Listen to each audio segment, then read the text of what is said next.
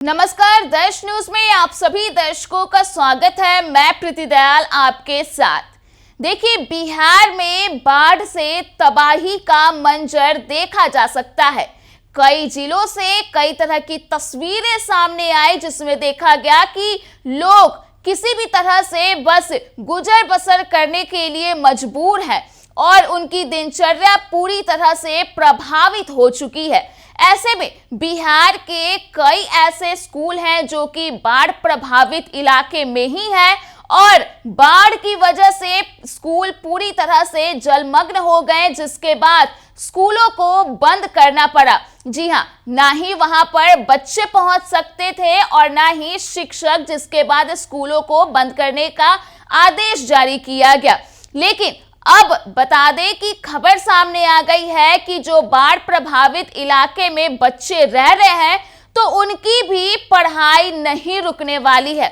जी हां, बता दें कि बिहार शिक्षा परियोजना ने इस मामले को लेकर के जिला शिक्षा पदाधिकारियों को आदेश जारी किया है और ये कह दिया गया है कि बच्चों की पढ़ाई की निरंतरता बनी रहे, इसके लिए जितने भी शिक्षक हैं वे किसी सुरक्षित स्थान पर जाकर के बच्चों को पढ़ाएंगे। बता दें कि इस मामले में सभी डीईओ को आदेश जारी कर दिया गया है और आदेश का सख्ती से पालन करने की भी बात कही गई है। और आदेश में क्या कुछ कहा गया है हम आपको विस्तार से बताते हैं। तो डीईओ को कहा गया है कि बाढ़ के कारण बच्चे स्कूल नहीं जा पा रहे हैं तो प्रभावित गांवों टोलों में सुरक्षित जगह पर बच्चों को एकत्र कर शिक्षक पढ़ाएंगे। बच्चों को एक जगह एकत्र करने की जिम्मेदारी संबंधित टोला सेवक और तालीमी मरकजों की होगी। बच्चों की संख्या के अनुरूप वहां शिक्षकों की तैनाती की जाएगी। बीईपी ने यह भी कहा है कि प्रभावित क्षेत्र के बच्चे अगर राहत शिविर में हैं तो उनकी सुरक्षा और मानसिकता आघात को ध्यान में रखते हुए शिक्षकों शिक्षिकाओं को वहां तैनात करें।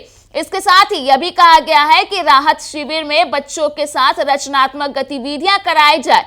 बीईपी ने यह भी निर्देश दिया है कि बाढ़ के कारण जिन स्कूलों को बंद रखा गया है उसकी सूची तत्काल भेजी जाए। तो इस तरह से देखा जा सकता है कि जो फरमान है वो जारी हो गया है शिक्षकों के लिए। और बता दें कि जो अहम जिम्मेदारी है वो टोला सेवकों और तालीमी मरकजों को दी गई है। साफ तौर पे कहा गया है कि किसी सुरक्षित स्थान पर जाकर के बच्चों को पढ़ाया जाएगा। जो शिक्षक है वो बच्चों को पढ़ाएंगे ताकि उनकी शिक्षा बाधित ना हो और किसी भी तरह से पढ़ाई में उन्हें जो परेशानी है उसका सामना न करना पड़े।